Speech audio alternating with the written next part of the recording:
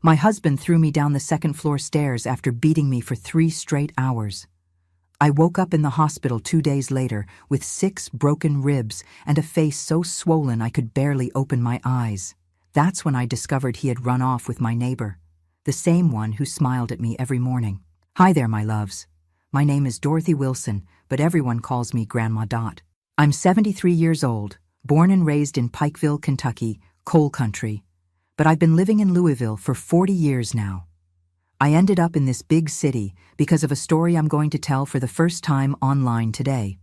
A story I've kept buried deep in my heart, like a thorn that hurts, but that you can't remove. Before I begin, I want to mention that the Grandparents' Tales channel is having a $200 giveaway to celebrate reaching 10,000 subscribers.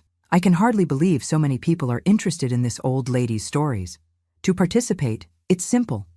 Subscribe to the channel, hit the notification bell, like this video, and leave a comment telling me where you're watching from, a little about yourself, or share a beautiful story. I'd love to know who you are, my virtual grandchildren. Now, let's get back to my story. I was born in 1951 in a simple house in rural Pikeville. My father, Mr. Anthony, worked in the coal mines. He came home every day with black dust in his hair that looked like snow. I thought it was beautiful. But now I know that dust slowly killed him, his lungs destroyed by that coal dust. My mother, Mrs. Elizabeth, took in laundry and made the best homemade bread in town. We were poor, but it never crossed my mind that we were missing anything in our lives. Our house was small but cozy. 2 bedrooms, one for my father and mother, another for me and my 2 sisters. A kitchen with a wood stove that stayed lit all day. A backyard with apple, peach, and cherry trees, and a vegetable garden my mother tended as if it were a palace garden. The smell of my childhood was bread coming out of the oven and freshly brewed coffee. The sound was the little battery radio playing Elvis Presley and my mother humming along.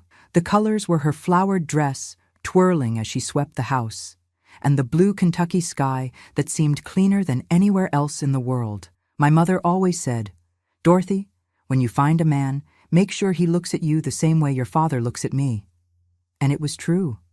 My father looked at my mother as if she were the most precious thing in the world. Even after a full day breaking rocks underground, he would come home and hug her from behind while she cooked, kiss her forehead, and ask about her day.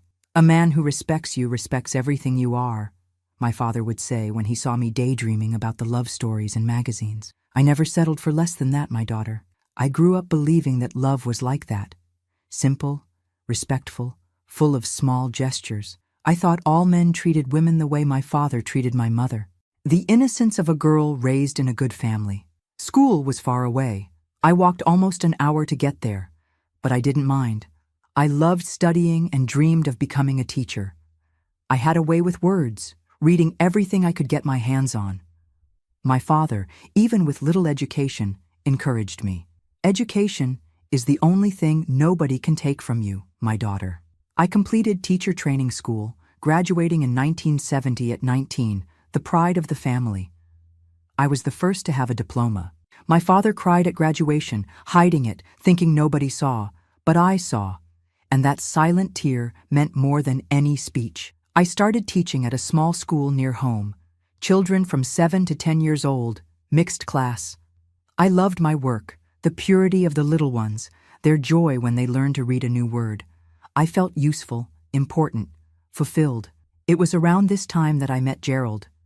He showed up at school one day, enrolling his nephew. Tall, dark-haired, well-groomed with a thin mustache framing a wide smile. He wore a light blue button-down shirt, khaki pants, polished shoes. He wasn't rich, but he dressed with care.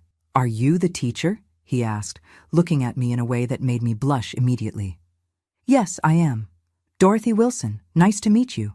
"The pleasure is all mine. Gerald Thompson." His hand was large, warm, firm. When he shook mine, I felt a shiver I'd never felt before. His nephew joined my class. And, coincidentally or not, Gerald always came to pick up the boy after school. Always well-dressed, always smiling, always with a compliment ready. "Teacher Dorothy, you look beautiful when you teach. Your eyes shine." Excuse my boldness, But that dress was made for you. I admire educated women. Is there anything more beautiful than intelligence? I, a country girl, raised with solid values, but with no experience in dating, fell for it like a little duck. Each compliment was like water to my garden of romantic dreams. Each smile made my heart race like a galloping horse. One day, he invited me for ice cream after school. I was nervous. I'd never gone out alone with a man. But I accepted. I told my mother, who was concerned, "Daughter, be careful. Men who are too handsome usually know they're handsome. But Mom, he's respectful. He hasn't even tried to hold my hand." "Not yet," she said, with the wisdom of someone who's lived. "Not yet. But who listens to mother's advice when your heart is beating fast?" I went on the date, and it was perfect. Gerald was funny, intelligent, full of stories. He worked as a salesman for a furniture store in Pikeville. He dreamed of having his own business someday. "I want to provide comfort for my future wife," he said, looking at me in a way that made it clear who that wife would be. The courtship started slowly, always respectful, always within the limits I set. Gerald came to our house on Sundays, had lunch with my family. He won my father over with talk of baseball and politics. He won my mother over by helping wash the dishes afterward, something no man did in those days. "This young man seems good," my father commented after a few months. "But go slowly, my daughter. Just because he shows his good side doesn't mean there isn't a hidden bad side." Oh, how I wish I had listened to my father. In the first 6 months, Gerald was the Prince Charming from romance novels. He brought me flowers picked along the way, wrote me romantic notes, respected me as if I were made of crystal. Our kisses were affectionate. His hands never crossed the boundaries. "I want to do everything right with you, Dorothy," he would say. "You deserve a man who values you." And I believed him. Of course I believed him. Why wouldn't I? I had grown up seeing my father treat my mother this way, with affection, respect, dedication. I thought that was how every man treated the woman he loved. After a year of dating, the marriage proposal came. It wasn't a surprise to anyone. Gerald had already won over the whole family, was a regular at Sunday lunches, accompanied me to church. Everyone in Pikeville thought we made the perfect couple. The engagement was simple, at my parents' house. A small party with orange cake made by my mother, soda, snacks. My father gave an emotional speech, talking about how he had raised a daughter for the world and was now entrusting his treasure to another man to care for. "Take care of her as I did, my son," he said, firmly holding Gerald's shoulder. "She is everything I hold most precious. You can count on it, Mr. Anthony. I'll make her the happiest woman in the world." The wedding was set for 6 months later. Those months were a rush, preparing the trousseau, getting the house ready, distributing invitations. Gerald had rented a small house near the school where I taught. Small but comfortable, with a little yard where I already planned to make a garden like my mother's. Anxiety grew as the wedding approached. Aunts and cousins came with advice about the wedding night, making me blush like a tomato. Friends joked, saying I would become a real woman.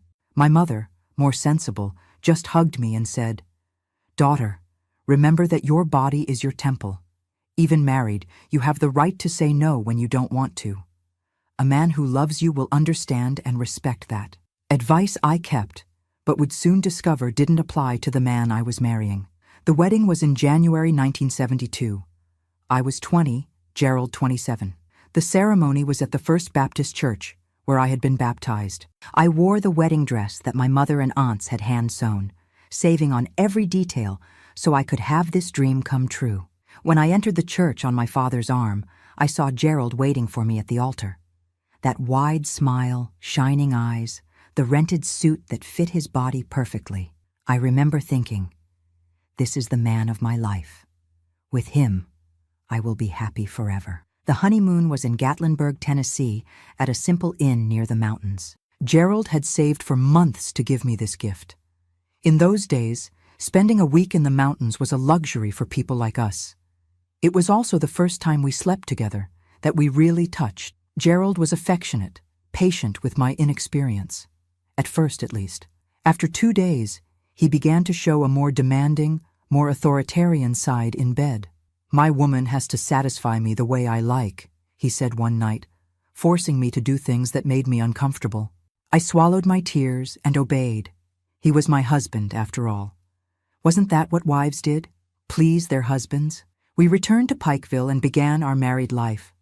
The first months were adjustment, learning to cook for two, sharing space, balancing work with household chores. Gerald continued working at the furniture store, and I kept teaching.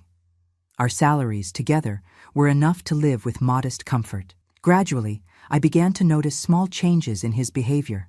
Complaints about the food I made, questions about who I had talked to at work, demands about how I should dress. That skirt's too short for a married woman. Why do you need to wear lipstick to teach children? Who is this John that waits for you after school? John was the 70-year-old janitor. But for Gerald, any man who spoke to me was cause for jealousy. Around this time, I became pregnant for the first time. I was so happy. I had always dreamed of being a mother. When I told Gerald, he smiled, hugged me, promised he would be the best father in the world. For a few weeks, he returned to being the man I had fallen in love with. Affectionate, attentive, romantic.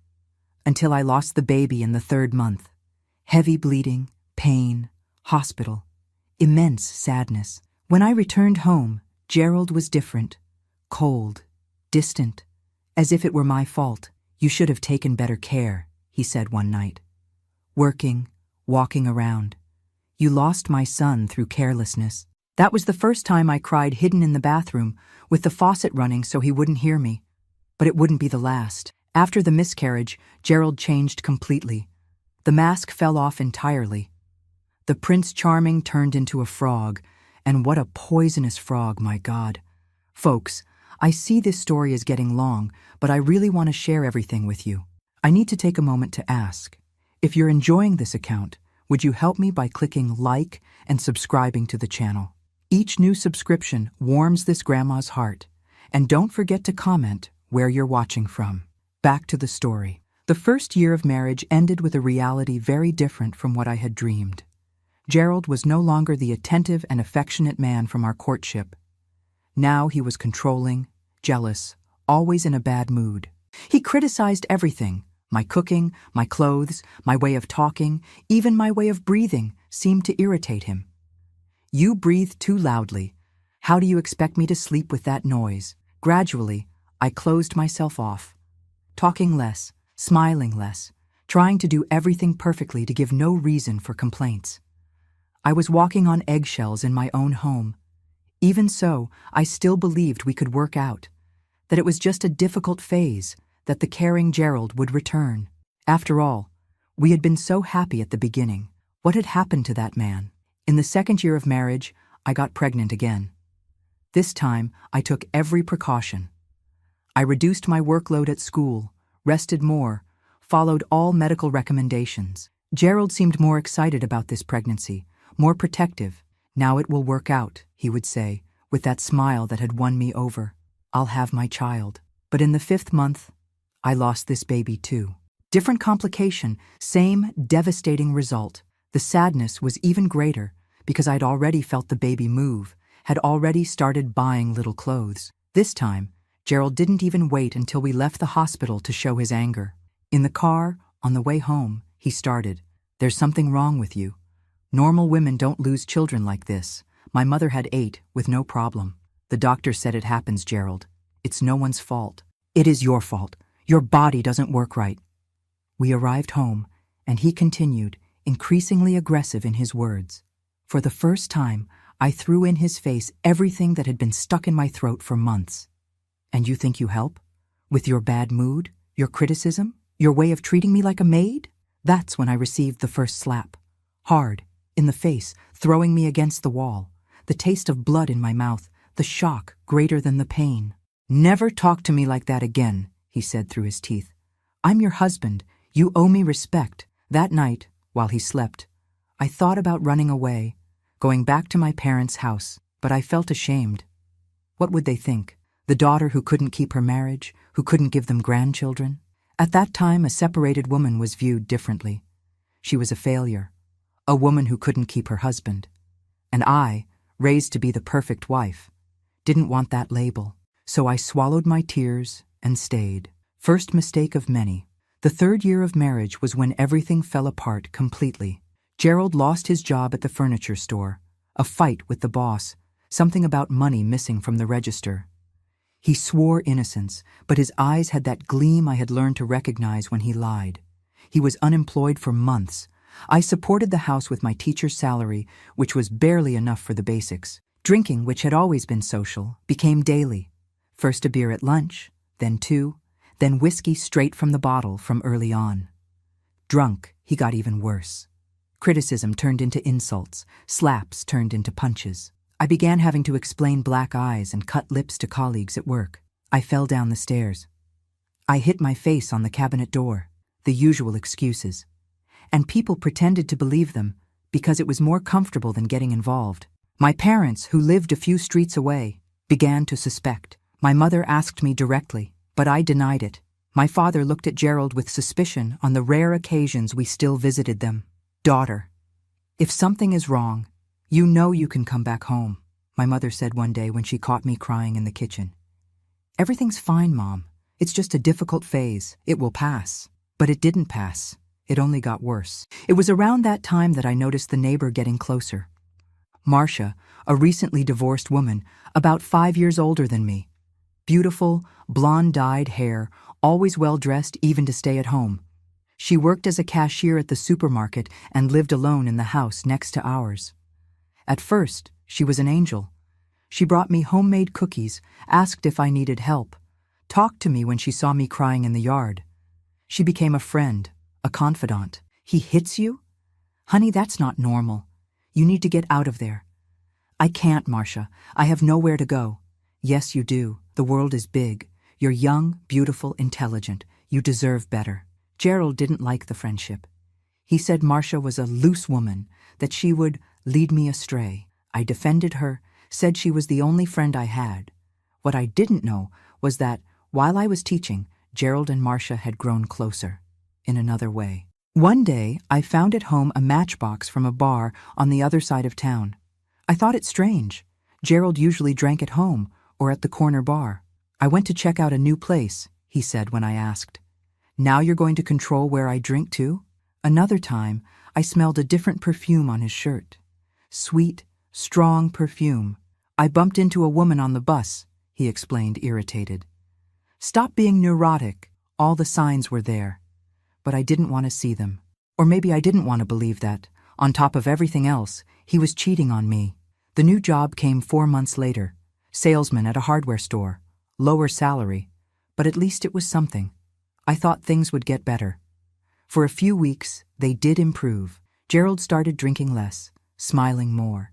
He began grooming himself for work, taking proper showers, wearing cologne. I thought it was because of the new job. "You're different, more animated," I commented one day. "Life is getting better. Soon we'll have money again. Maybe even try for another child." Another child. Even after everything I had been through, my heart still raced at the idea.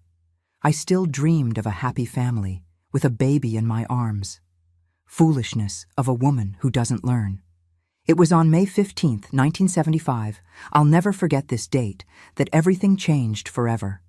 It was a rainy Friday. I came home from school earlier because the ceiling of a classroom was leaking and they sent the students home. I opened the door and heard laughter. A woman's laughter coming from our bedroom. The world stopped. My heart stopped. I knew what I would find. But still, I wasn't prepared. I cracked open the bedroom door and saw Gerald and Marcia in my bed, in the place where I slept every night. I closed the door without making a sound. They didn't even notice. I went to the kitchen, sat down, stared at nothing. I couldn't cry. I couldn't scream. I just felt an immense emptiness. Half an hour later, I heard the back door opening and closing. Marcia sneaking out, not to be caught. Then Gerald came out of the bedroom, whistling. When he saw me sitting in the kitchen, he stopped in his tracks. "What are you doing home at this hour? They let us out early." "Rain." He looked at me, at the clock on the wall, back at me. I saw the exact moment he realized I knew. "Did you see something?" he asked, his voice already changing. "I saw everything. You and Marcia, in our bed." I expected shouting, slapping, denial. But he laughed, as if it were a joke. And what are you going to do, huh? Who are you going to tell? I got up from the chair, legs wobbly. I'm leaving. It's over, Gerald. That's when he changed. The laugh turned into a growl. His eyes got small, dark. You're not going anywhere. You're my wife. You only leave when I let you. I'm not a thing to have an owner. It's over. I tried to walk past him, to go to the bedroom to get my things. That's when the real hell began. Gerald blocked my path with his body, big, strong, blocking the way like a wall of flesh and hatred. I tried to go around him. He pushed me back. I fell sitting on the chair, the shock greater than the pain. You're not going anywhere, he said through his teeth. This house is mine. You are mine. The house is rented, Gerald, and I am not property. It's over. Let me pass. I tried to get up again. That's when he gave me the first slap. Hard in the face, throwing me to the side. Shut up, whore! Spying on me now? Who gave you that right? Another slap, harder. Then a punch to the stomach that doubled me over, breathless. I fell to my knees, vision blurred with pain and tears. He grabbed me by the hair, dragged me across the kitchen. Want to know why I was with Marcia? Because she's a real woman. She knows how to please a man. She's not frigid like you. He threw me against the wall. My head hit it. I saw stars. He continued, increasingly out of control. Words worse than the blows, destroying what little self-esteem I had left. You can't even give me a child, barren, worthless. The blows came non-stop. Punches, kicks, slaps. I tried to protect myself, to curl up, but he was much stronger. At some point, I stopped feeling pain. I stopped feeling anything. I just wanted it to end. I don't know how long it lasted. In my memory, it was hours, but maybe it was minutes. I only know that when he finally stopped, I was lying on the kitchen floor, one eye so swollen I could barely open it, blood running from my nose, my mouth, from a cut on my eyebrow. Gerald stood looking down at me, panting from the effort of beating me. Then he spat on the floor, next to me. If you try to leave again, I'll kill you. Understand? I didn't answer. I didn't have the strength even to speak. Understand, he yelled, kicking me in the ribs. I understand, I managed to whisper. He walked away, grabbed his keys, his wallet. I'm going out. When I get back, I want dinner ready and you with a better face. Put ice on that face. It's too ugly. And he left me there, on the floor, bleeding, without help, without comfort, without anything. I lay there for what seemed like forever. Each breath hurt. Each movement was agony, but something inside me said I needed to get out of there, that if I stayed, he would kill me. I dragged myself to the telephone in the living room. I thought about calling my parents, but I knew my father would come kill Gerald and end up in jail. I thought about the police, but back then, police didn't get involved in couples' fights. I called the only person I still trusted, my older sister, Lois, who lived a few blocks away. Lois, help me. Gerald, he beat me. Badly. I could barely speak between sobs and pain. My God, Dorothy, stay there, I'm coming. Lois arrived in 15 minutes, accompanied by her husband, John. When they saw me, they were in shock. Jesus Christ, we're going to the hospital right now, John said, picking me up in his arms as if I were a child. No, not the hospital. He'll find me there. To our house, then. Lois, get some of her clothes. Lois went into the bedroom and came back pale. John, there's blood on the bed. A lot of blood. And it's not hers. I understood immediately. Marcia, had Gerald done something to her too? Or was it another kind of blood? At that moment, I couldn't even think straight. They took me to their house. John was a construction worker, Lois a seamstress. They had a modest but tidy house with 2 small children who widened their eyes when they saw me in that state. Aunt Dot fell down the stairs, Lois quickly explained, sending the children to the backyard. She cleaned my wounds, put ice on the bruises, gave me painkillers. While caring for me, she spoke softly. How long has it been like this, Dorothy? Why didn't you tell us? I cried. I cried like I had never cried in my life. I told everything. The abuse that started after the first miscarriage, the daily humiliations, the cheating with Marcia. And why didn't you leave? Why did you put up with this? Shame. I thought I could fix it, that he would change. John, who was listening to everything from the door, shook his head. He won't change, sister-in-law. A man who hits a woman only gets worse. Never better. That night, I slept at my sister's house, heavy sleep of medication and exhaustion. When I woke up in the morning, every inch of my body hurt. My face so swollen, I barely recognized myself in the bathroom mirror. My God, what have I done with my life? Lois convinced me to file a report. We went to the police station. Me limping, leaning on her, wearing dark glasses to hide the most visible bruises. The officer who attended us seemed bored. He noted everything with the face of someone who had heard that story 1,000 times. Ma'am, do you want to press charges against your husband? I do. You know you'll need a medical examination, right? And that he could be arrested? I know. Is that really what you want? You're going to destroy the man's life. Don't you want to think it over? Destroy his life? What about mine? Who cared about my destroyed life? But I swallowed my outrage. I'm sure. I want to file the complaint. I did the medical examination. List of injuries. Multiple bruises on face and body. Cut on left eyebrow requiring 6 stitches. 2 cracked ribs. Head trauma. Kidney injury. The doctor who examined me whispered as he noted, "If you go back home, he'll kill you next time." I didn't go back.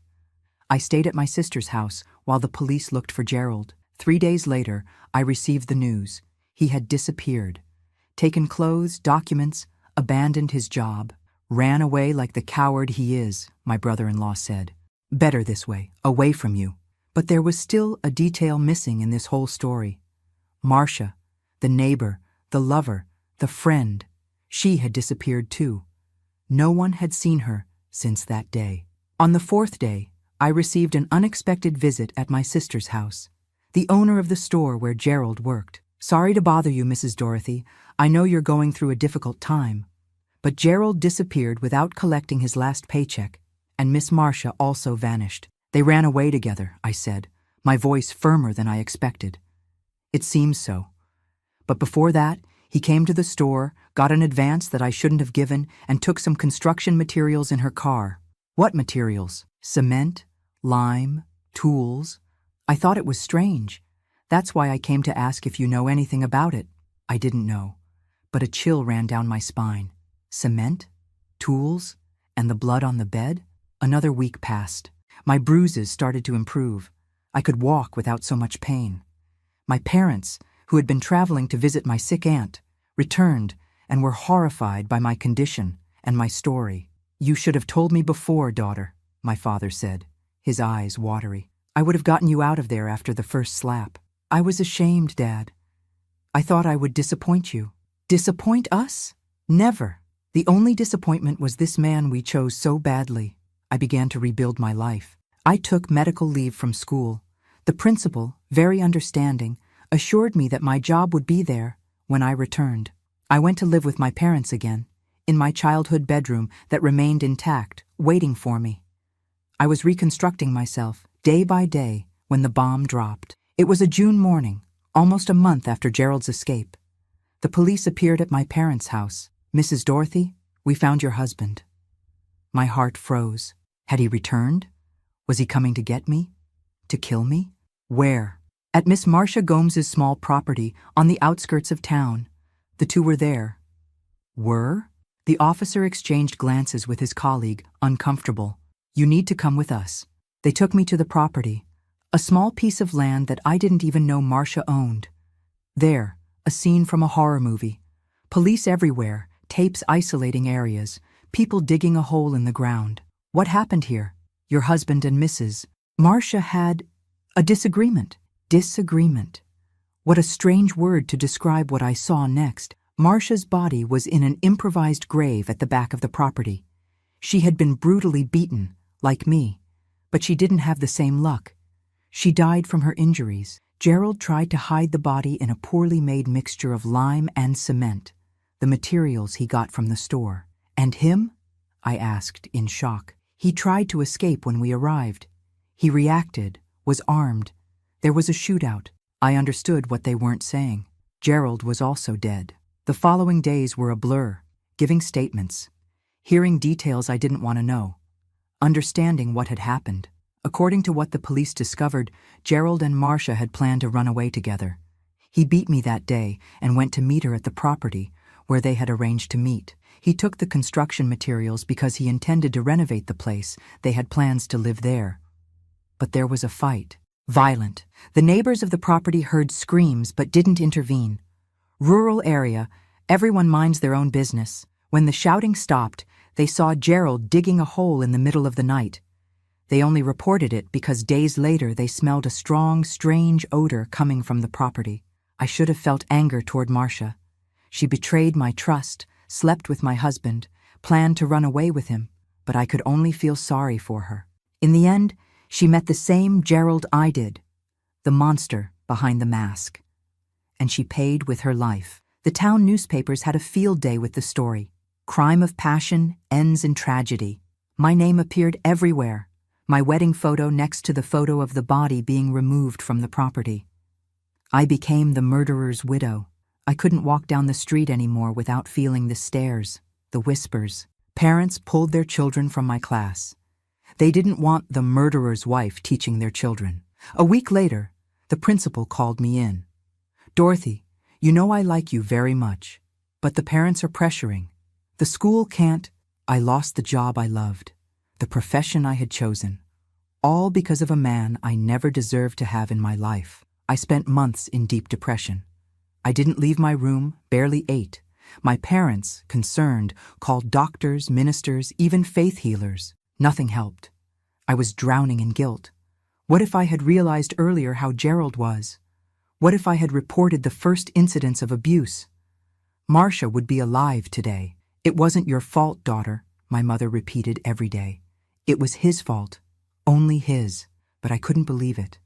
It was my father who finally brought me back to life. One Sunday in September, he entered my room with 2 bus tickets in hand. "Where are these for?" I asked, my voice hoarse from crying so much. "Louisville, a big city in Kentucky. Beautiful place with the Ohio River, far from here. And why 2 tickets? One for me, one for you. We're going to start over, daughter. There, nobody knows us. Nobody knows our story. We can be new again. And Mom? She'll stay with your sister for now.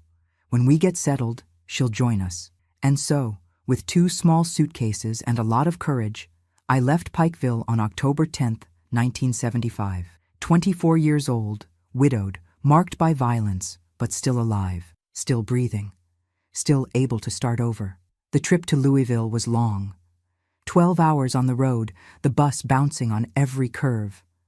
I kept looking out the window the whole time, watching the landscape change, the mountains of the interior giving way to the first signs of the city. "See that, daughter?" My father pointed when we began to cross the bridge that connects to downtown. "That's the Ohio River. Beautiful, isn't it?" It was beautiful indeed. The blue water, the colorful boats, the outline of the city against the sky. So different from the red earth and mountains of Pikeville. There, at that moment, I felt something I hadn't felt in months. Hope. We arrived with no place to stay, no job, knowing no one. But we had each other and the determination to build something new. My father, the practical man he was, already had a plan. In the first days, we stayed at a simple boarding house downtown. He would leave early every day, return at night, tired but optimistic. "There's work here, daughter. Lots of work. The city is growing. The port is full of jobs." A week later, he arrived with the keys to a small rented room in Butchertown, a simple but decent neighborhood. 2 weeks later, he was already working as a construction helper at the port. And me?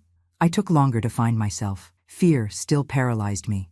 Nightmares still woke me sweating in the middle of the night. The marks, visible and invisible, still hurt. But the big city has this advantage. Nobody asks where you came from or what you did. Everyone is too busy with their own lives. Louisville welcomed me like a mother receiving a lost child.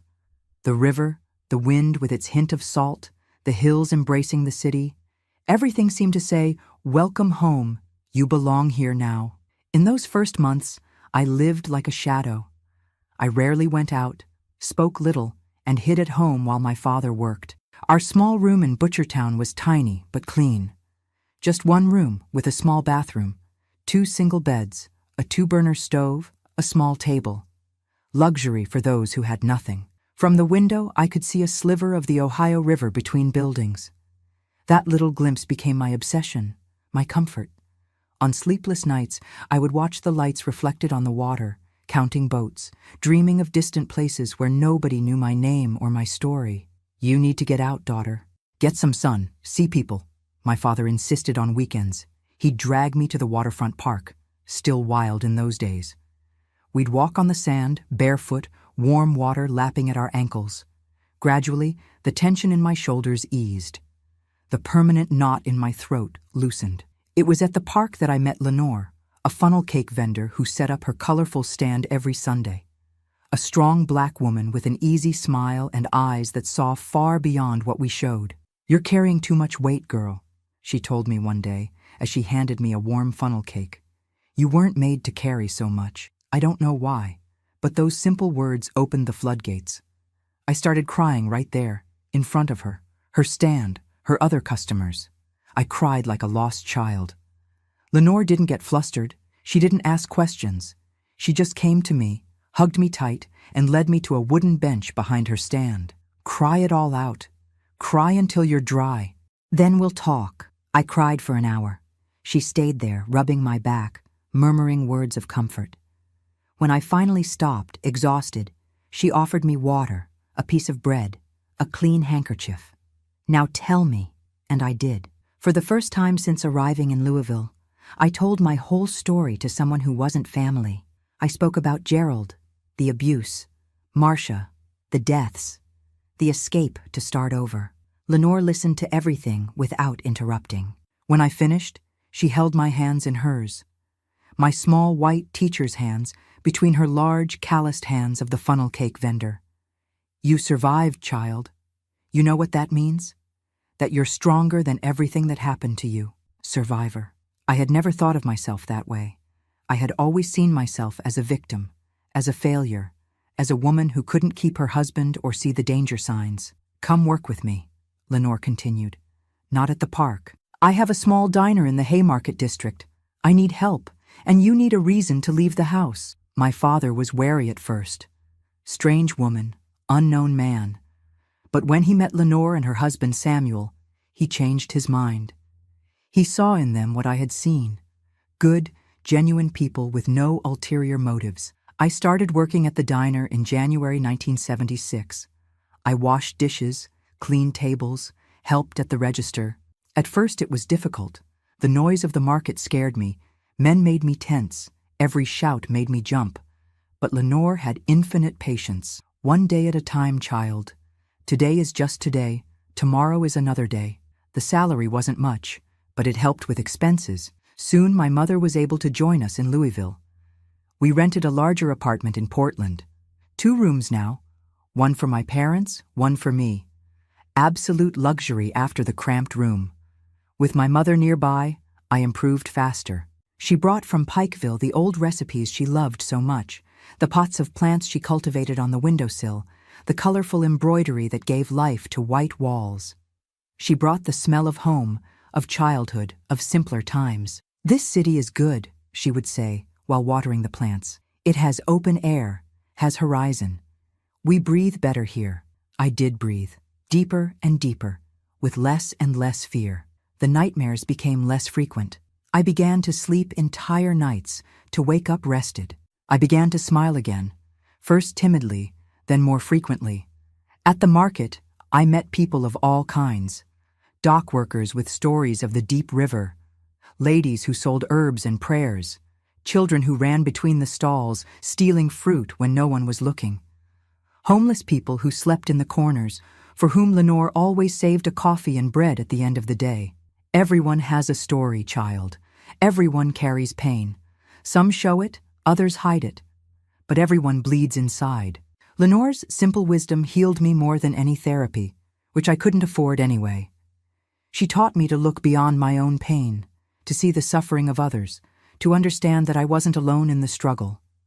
It was at the market that I also rediscovered something I had lost, the pleasure of teaching. I began giving informal classes to the children of vendors after hours, children who often missed school to help their parents at the stalls. I used overturned crates as desks, wrote with charcoal on pieces of cardboard. I had no books, no decent notebooks, but I had willingness, and the children were hungry to learn. "Are you a real teacher?" asked little Timmy, son of a fish vendor, while I explained division using seashells. "I was, once." "And why did you stop?" "Because life sometimes takes away what we love most. And can't you get it back?" The innocent question hit me like lightning. Why not? Why couldn't I take back what was rightfully mine by vocation? The fear of Gerald no longer existed. He was dead. The shame of the story. No one in Louisville knew my past. That night, I talked with my parents about going back to school, getting a college degree, an official diploma. "This is what I want, Dad. To be a teacher again. For real, with a classroom, students, chalk in hand." My father, who never stopped believing in me, smiled in a way that lit up the entire room. "If that's what you want, daughter, that's what you'll have." It wasn't easy. I worked all day at the market, studied at night. When the University of Louisville opened spots for the education program, I signed up. I took the entrance exam at 26, competing with young people fresh out of high school. I passed, in 20th place, but I passed. It was the beginning of my true reconstruction. University life opened horizons I didn't know existed. Ideas, debates, books, different people. I learned about John Dewey and his progressive education, about Montessori and her child-centered method, about theories and practices that transformed lives through education. While studying, I continued giving my informal lessons at the market. Now, with more technique, more foundation, the children responded with increasing enthusiasm. The parents began to notice the difference. Children who previously could barely write their names now read small texts, did math, asked about the world. "What you're doing with these children is a miracle," Lenore commented one day. "They arrive here with dead eyes, leave shining." It's not a miracle. It's education. It's showing them they can be more than they think they can. In 1979, in my last year of college, an opportunity arose to intern at a public school in Smoketown, a poor neighborhood on the outskirts of Louisville. It was far, the public transportation poor, the salary almost symbolic. But it was a real classroom. It was a chance to go back to doing what I loved. I took on a literacy class. 30 children between 6 and 10 years old, many repeaters, some who had never set foot in a school before. The room was small, stuffy, with broken desks and a cracked blackboard. But to me, it was a palace. On the first day, I looked at those children. Messy hair, clothes often too big or too small, looks ranging from fear to curiosity, from aggression to hope, and I saw myself in them. Vulnerable, but strong. Hurt, but whole. Survivors, like me. "My name is Teacher Dorothy," I introduced myself, "and I'm here because I believe in you more than you believe in yourselves." It was there, in that stuffy public school classroom, that I finally understood. Everything I had lived through had a purpose. Each pain, each humiliation, each moment of despair brought me to that place, made me the teacher those children needed, someone who understood what it was to fight against the impossible, someone who knew what it was to start over from zero. At the end of the year, I managed to teach 28 of the 30 children to read and write. The other 2 had learning difficulties that required specialized monitoring, something I fought to get for them. The principal, impressed with the results, offered me a permanent contract as soon as I graduated. "You have a gift, Dorothy. These children need you." In December 1979, at 28, I graduated in education. My parents were at the graduation, as proud as if I had won a Nobel Prize. Lenore and Samuel, too, bringing a huge basket of pastries that fed the entire party. My classmates, most 10 years younger than me, elected me class speaker. "It's never too late to start over," I said in my speech. "It's never too late to be who you should have been before life interrupted you." Life was finally getting on track. I had a profession, had purpose, had family and friends who loved me. The past still hurt when touched, but it no longer bled. That's when the past came knocking at my door. It was a March afternoon in 1980. I was in the classroom teaching my little ones to read when the principal appeared at the door. "Dorothy, someone wants to talk to you. It's urgent." In the hallway, a woman was waiting for me. About 50, graying hair, face marked by life. I didn't recognize her immediately. "Dorothy, I'm Nancy, Gerald's sister." The world stopped. The name I hadn't heard in almost 5 years, that I avoided even thinking about. Gerald. The man who nearly killed me. The man who killed another and died running from the police. "What do you want?" I managed to ask, my voice trembling. "We need to talk. It's about my nephew." "Nephew?" Gerald didn't have children? "Not with you, with Marcia." The revelation fell like a bomb. Marcia was pregnant when she died? There was a child? A son of Gerald walking around in the world? She had the baby before. "Before what happened," Nancy continued. "She left him with my mother when she went to meet Gerald at that property. Nobody knew, not even the police. And why are you looking for me now? My mother died last month. The boy stayed with me, but I'm sick. Cancer. I can't take care of him anymore. And what does that have to do with me? You were Gerald's wife. Legally, you're the closest relative after me. You're asking me to care for the child of the man who almost killed me? With the woman he cheated on me with?" She lowered her eyes, ashamed. "I know it's a lot to ask, but the boy isn't to blame. He's 4 years old. He's an innocent child. Where is he now?" "In the car, with my husband. Do you want to see him?" I didn't want to. I wanted to run, scream, deny that absurd reality. But a force greater than fear made me say yes. We went to the parking lot. An old car was parked under a tree. A man sitting at the wheel waved when he saw us. In the back seat, a child looked out the window. Small boy for his age, black hair, big eyes. When he saw me, he smiled a smile I knew well. The same smile that once enchanted me on Gerald's face. "Aunt Nancy, who's that lady?" "She's a friend, Lucas. A friend who's going to take care of you for a few days." Days. She had said days. But her eyes said something else. "I can't," I said softly, so the boy wouldn't hear. "It's too much for me. He has no one else. He'll go to an orphanage. Why didn't you look for Marcia's family?" "I did. No one wanted anything to do with him. Her father said his grandson died along with his daughter." I looked at the boy again. I didn't see Gerald in him now. Or Marcia. I just saw a child, frightened, confused, about to lose what little stability he knew. "Give me time to think." "I don't have time, Dorothy. The chemotherapy starts tomorrow. I can't take care of him like this. One day, give me 1 day." She hesitated, then agreed.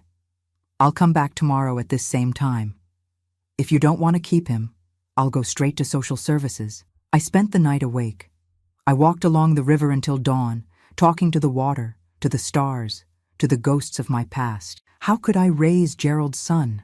How would I look at that face every day and not see the man who destroyed my life? But how could I condemn an innocent child to grow up without family, without love? I, who knew what it was to be marked by a story I didn't choose. In the morning, still without an answer, I went to teach. I looked at my students. Children who had taught me so much about forgiveness, about new beginnings, about seeing beyond the scars. I thought about little Lucas, who didn't ask to be born to those parents, who didn't ask to be abandoned. During the break, I called my parents. "I need to tell you something. It's complicated." I explained everything. I waited for the negative reaction, the shock, the refusal. "Bring him home," my mother said simply. "What?" "The boy. Bring him home. If he's going to be your son, he's going to be our grandson too." "Mom? He's Gerald's son." "So?" "The child isn't to blame for who his father is, or his mother." That afternoon, when Nancy returned, I already had my answer. "I'll keep him," she cried. She took a folder with documents from her purse, birth certificate, vaccination card, some photos. "Thank you. I know I didn't deserve this from you." Lucas came to me, curious but cautious. I squatted to be at his height. "Hi, Lucas. Remember me? I'm Dorothy. Am I going to live with you?" "You are. There's a park near my house. Do you like parks?" His little eyes sparkled. "I do. Grandma never took me." In that moment, looking at that child who carried the blood of the man who almost killed me, I made the most important decision of my life. The past would not define my future, or his. I took Lucas home that same afternoon. My parents received him with open arms, without hesitation, without judgment. My mother had already prepared the room, arranged old toys she kept, I don't know from where or why.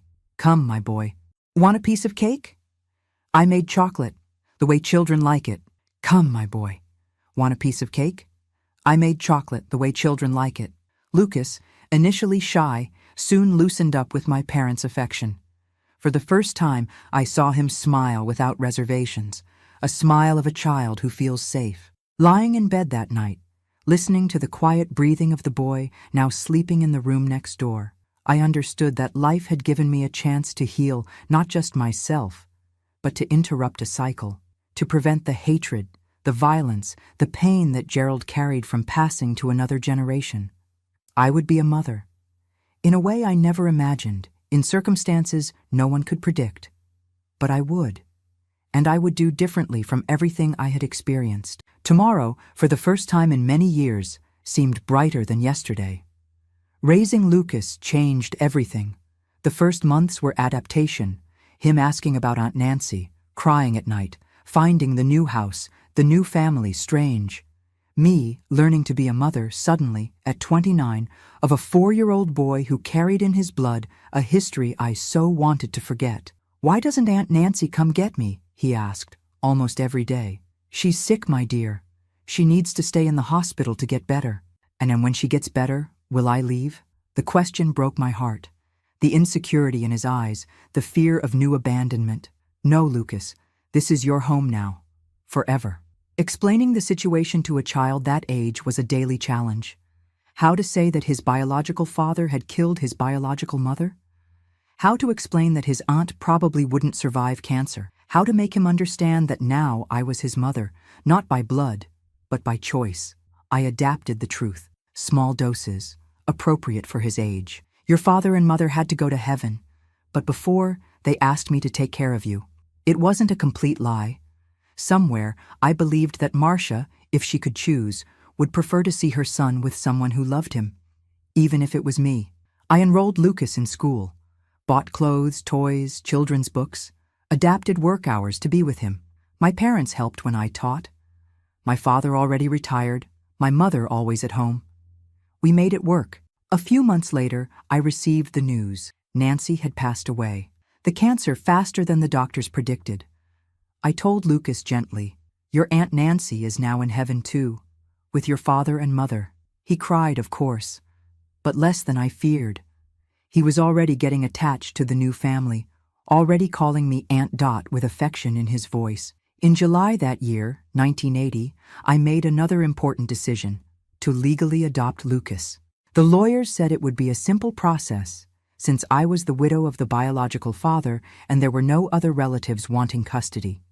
When the judge asked if I was sure, I looked at the boy playing in the corner of the courtroom, oblivious to the moment that would change our lives forever.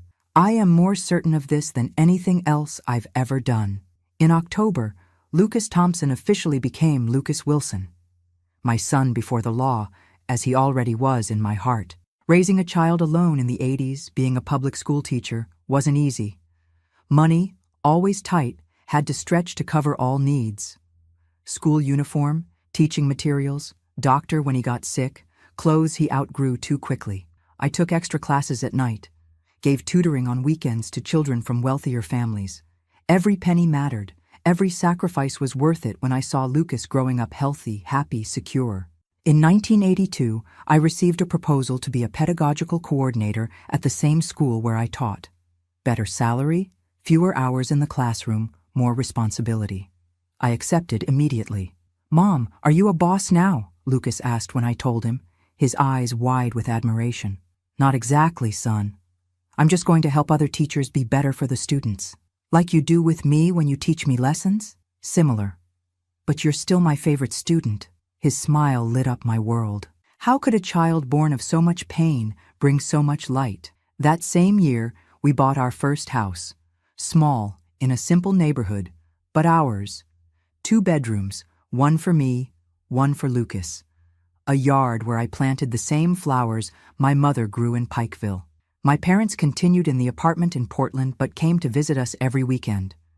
For the first time since I left Pikeville, I felt truly established, with roots, with a future. Lucas grew up too fast. At 8, he was already a smart, curious boy with a special talent for drawing. He filled notebooks with sketches, landscapes, people, imaginary animals. "Where does this gift come from?" I asked my mother, watching Lucas draw intently. "His mother, maybe? Did you know if this Marcia drew?" I didn't know. I knew so little about the woman whose place, ironically, I had taken in Lucas's life. About Gerald, I preferred not to see anything in the boy, although sometimes a gesture, an expression would catch me off guard, bringing memories I preferred buried. In 1985, at 34, I met Anthony. A math teacher transferred from Tennessee. He started working at the same school as me. A gentle, calm man with infinite patience to explain fractions and decimals to frustrated children. "Are you the coordinator, Dorothy?" "Pleasure, Anthony Parker." Firm but not intimidating handshake. Direct but respectful gaze. Discreet smile without pretension to charm. I began to notice him during breaks. In the way he treated students with difficulties, without rush, without judgment. How he listened to the doubts of younger teachers without mansplaining. How he brought coffee to the secretary when she was overloaded.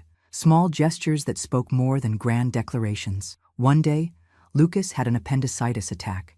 He needed emergency surgery. I was desperate. Called the school to say I wouldn't be coming. Anthony showed up at the hospital hours later. "I came to see if you need anything. I can get clothes, food, whatever you need." The kindness touched me. I wasn't used to receiving help from men who weren't my father. "Not necessary, but thank you. My parents are on their way." "I understand, but I'll stay here with you until they arrive. No one should wait alone in a hospital." He stayed. We talked about everything and nothing. About books, movies, places we'd like to visit. About education, about dreams for our students. About coffee. He preferred freshly brewed. I liked instant for practicality.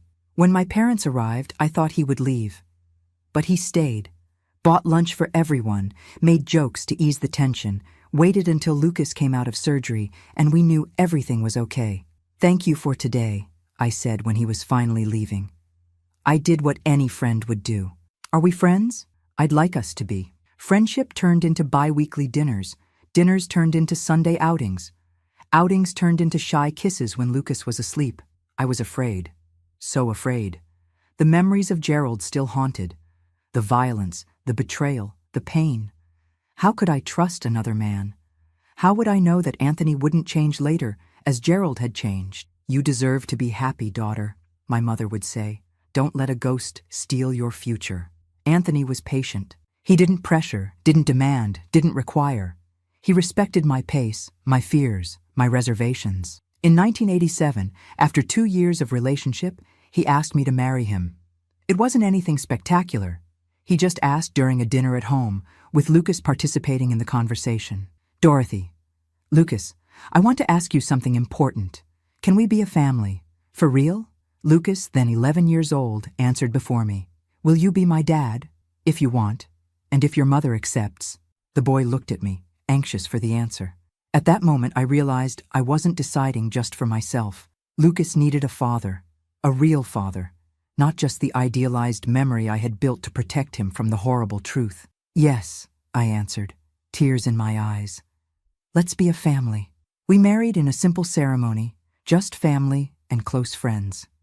Lucas was the best man, proud in the small suit he chose himself. My father gave his daughter away for the second time, now with certainty in his heart that it would be a happy ending.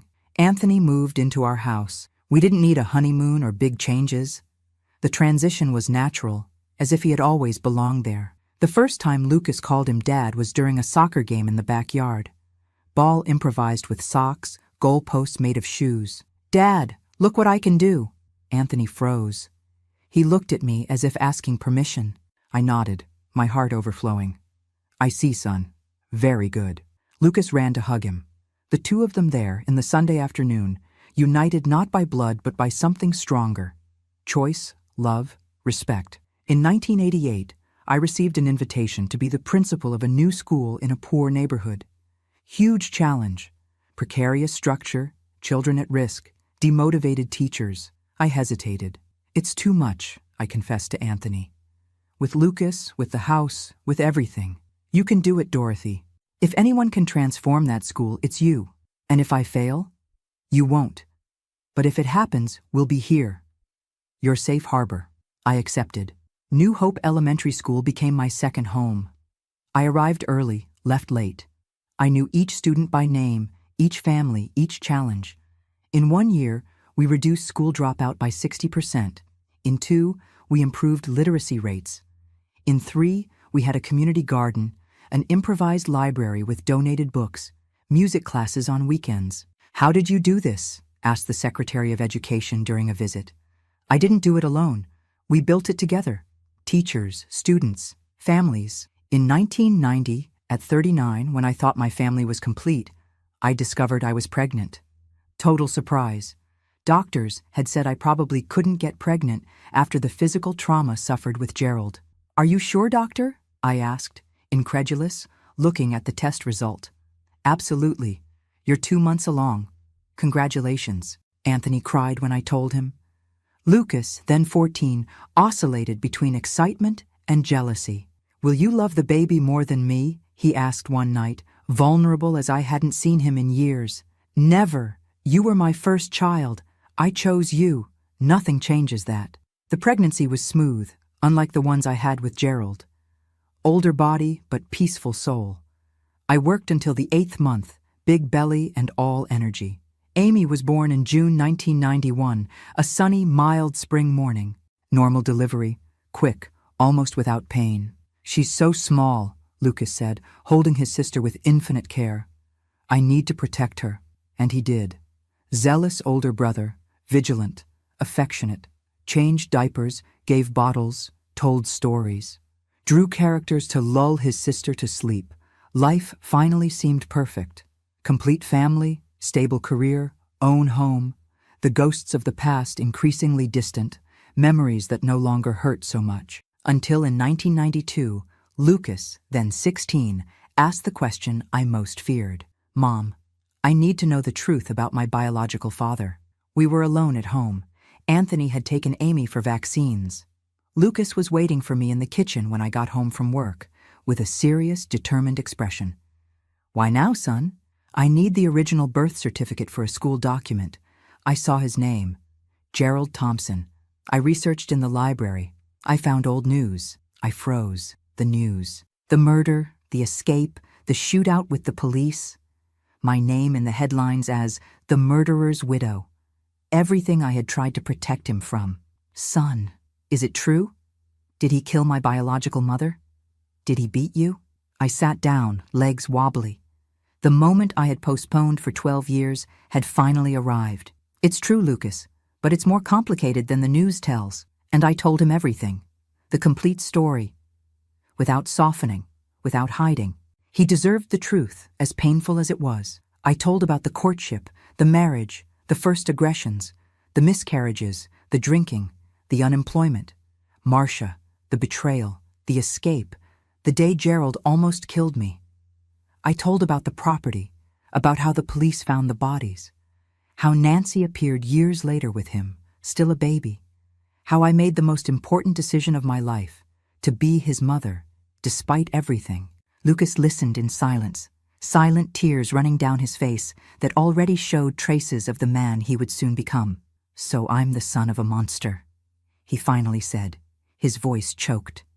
No, Lucas, you're my son, of the one who raised you, loved you, educated you. But his blood runs in me. What if I'm like him? What if one day Never. You'll never be like him. You know why? Because you grew up with love, with respect, with values. Gerald didn't have that. How can you be sure? Because I've been watching you for 12 years. I see how you treat your sister, how you respect the girls at school, how you help the weaker ones. Your character is already formed, son.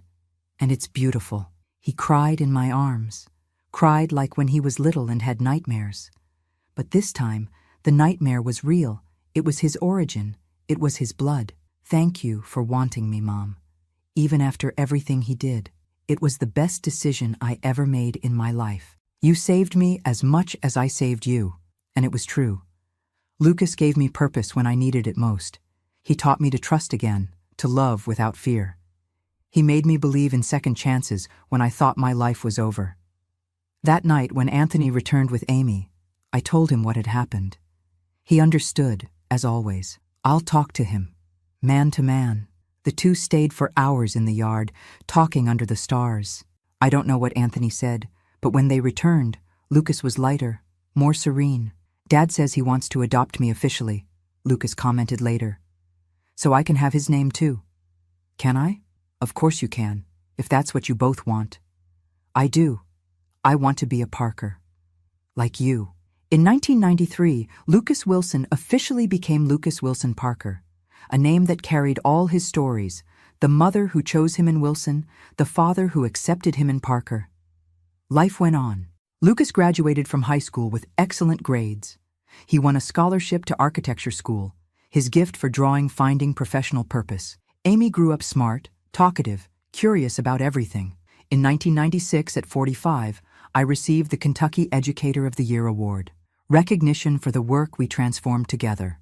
Me, teachers, community. This award isn't just mine, I said in the speech. It's from every child who believed they could do more, from every family that trusted education as a path, from every teacher who didn't give up despite the difficulties. Lucas and Amy were in the audience, proud.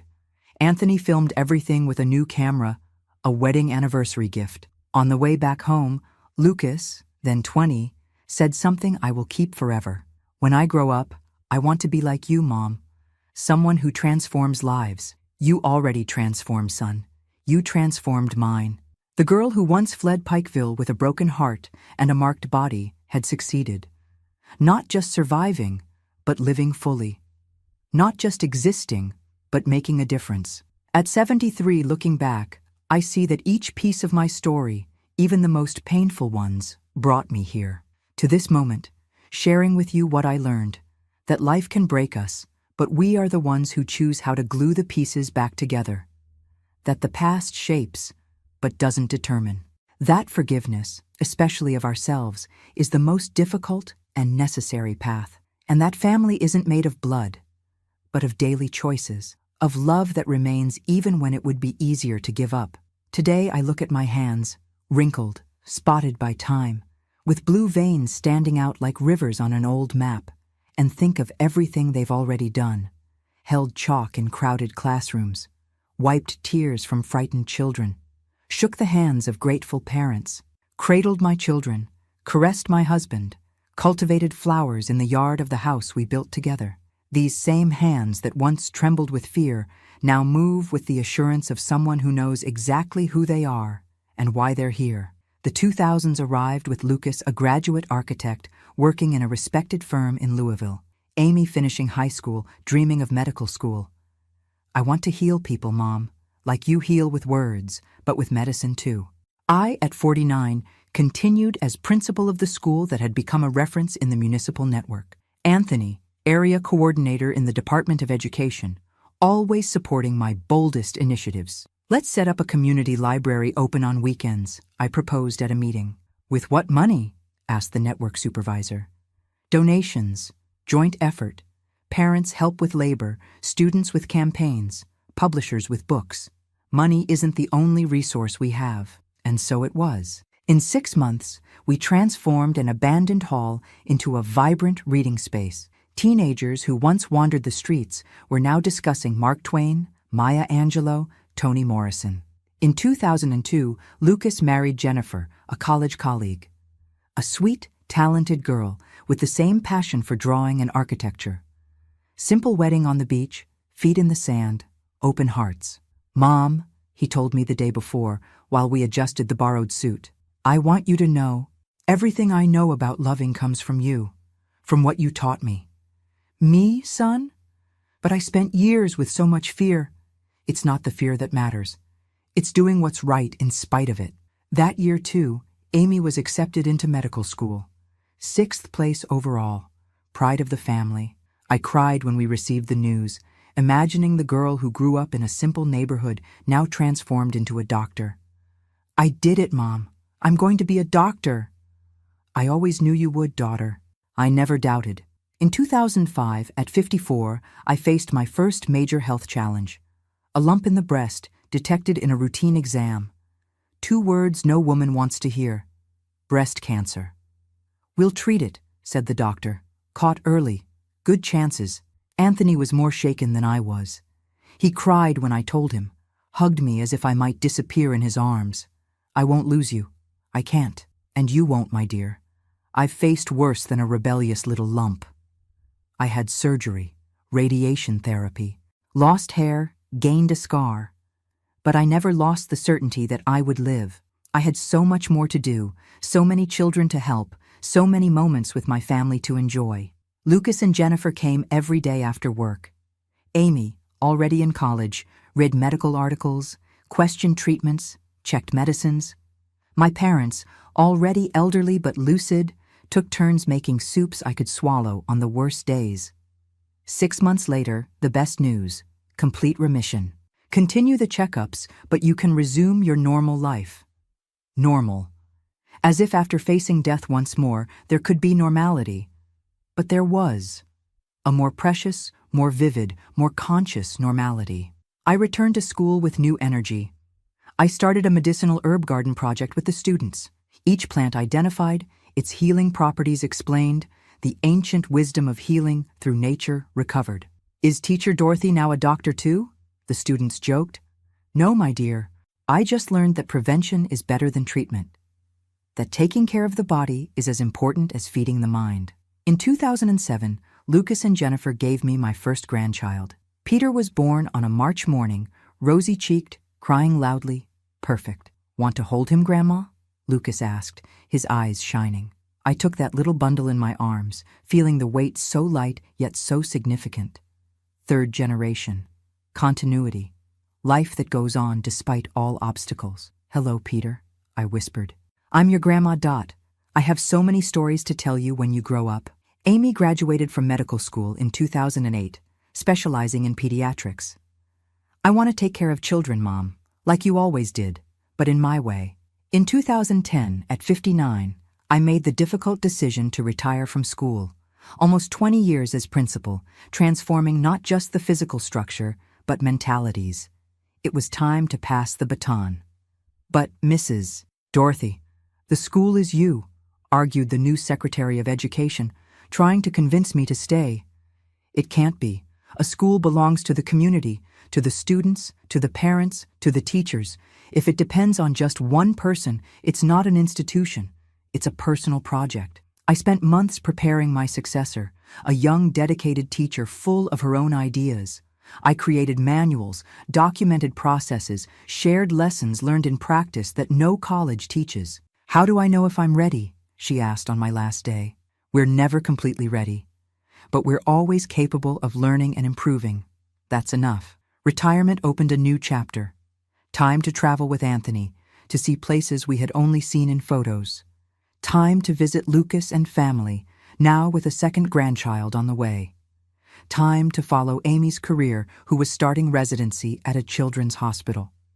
Time, finally, to try to reconcile with the past. In 2012, at 61, I made the trip I had postponed for decades. I returned to Pikeville. "Are you sure you want to go?" Anthony asked, concerned. "You don't have to." "Yes, I do. I need to close the circle."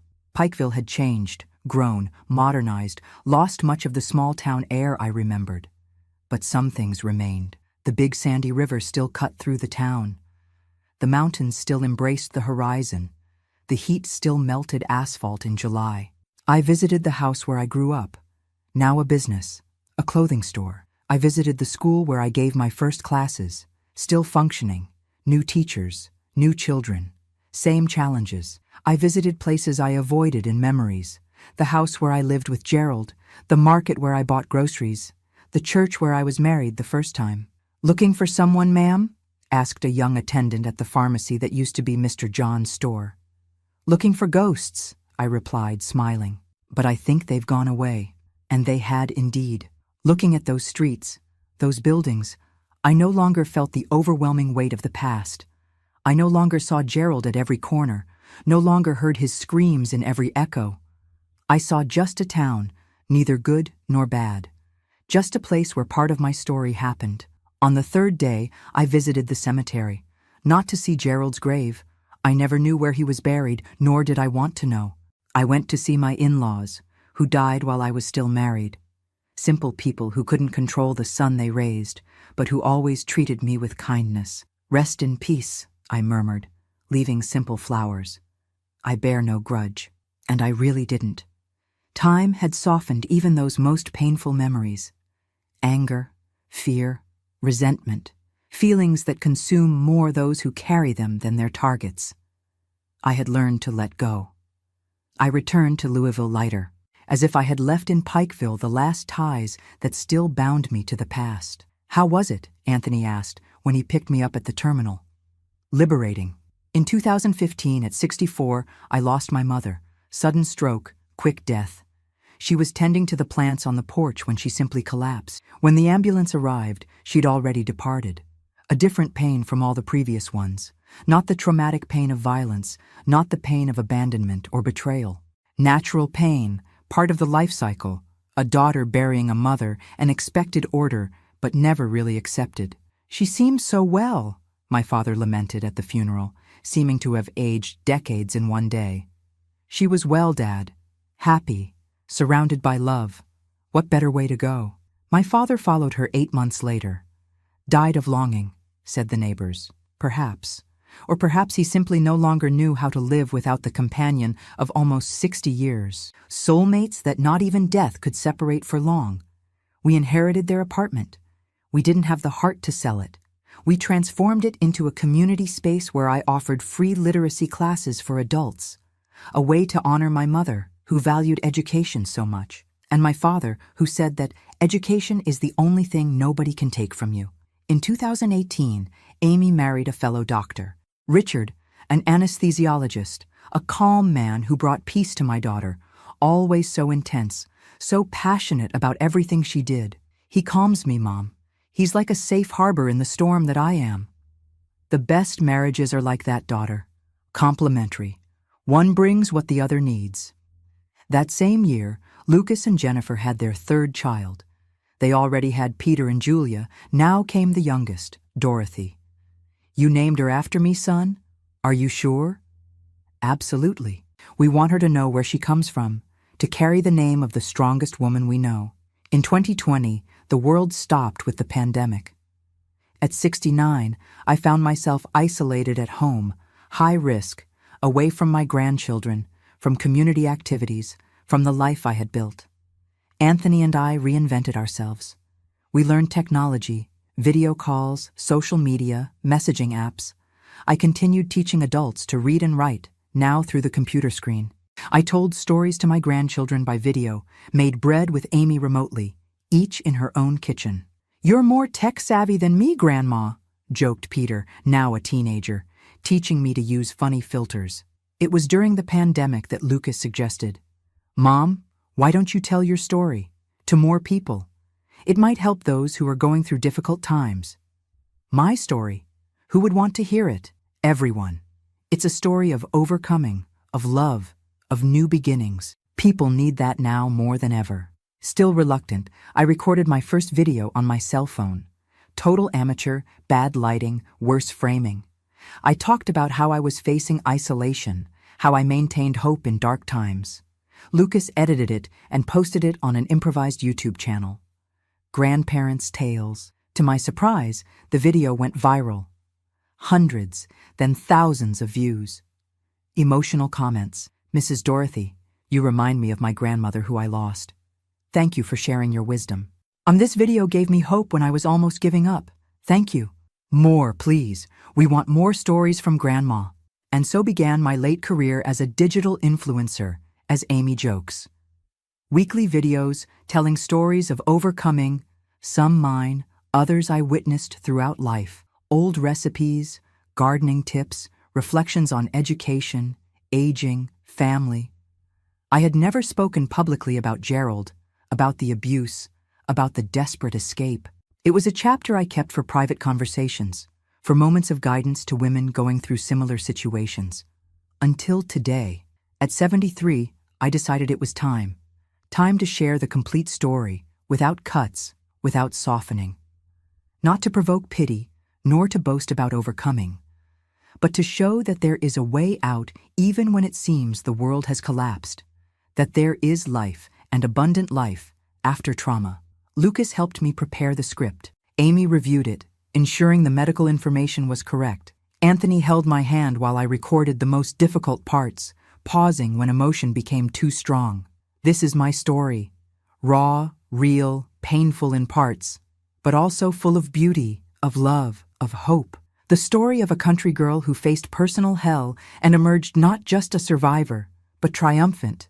Not by her own merit, nobody wins alone, but through the support of so many good people God put in my path. People like my parents, who taught me unshakable values. Like Mrs. Wilson, who took me in when I ran away. Like Lenore, who saw beyond my scars. Like Anthony, who showed me that a real man builds, doesn't destroy. Like Lucas, a son destiny gave me through the most unlikely path, who taught me to love unconditionally. Like Amy, a gift I thought I would never receive, living proof that there is always a chance for new beginnings. And now, people like you who are watching this video. My dears, if you've made it this far, I have a special thank you. This story wasn't easy to tell, nor must it have been easy to hear. But I believe in the power of shared stories, in the healing that comes when we transform pain into purpose. So, I ask, if this story touched your heart, if it brought any reflection, please click like and subscribe to the channel. Each subscription is a virtual hug I receive with affection. Each comment is a conversation that continues beyond this video. If you're going through a difficult time, be it domestic violence, loss, illness, loneliness, know that there is life beyond pain. That tomorrow can be different. That you are stronger than you imagine. If you know someone in this situation, reach out. Sometimes, all a person needs is someone who believes in them when they can no longer believe in themselves. And always remember, your story doesn't end on your worst days. The last page hasn't been written yet. As long as there's life, there's the possibility of new chapters, of plot twists, of happy endings you don't even dare to dream of now. From a frightened girl from Pikeville to a YouTube grandma in Louisville, who could have predicted this path? Nobody. Not even myself. But here I am. And here you are. Thank you for listening, for being part of my story, for allowing me to be part of yours. With love from a grandma who has known the depths, but discovered that even there, flowers grow. Dorothy Wilson Parker, 73 years old, retired teacher, mother, grandmother, survivor, and, above all, witness that love always wins. A kiss to the heart of each one of you, and see you in the next video.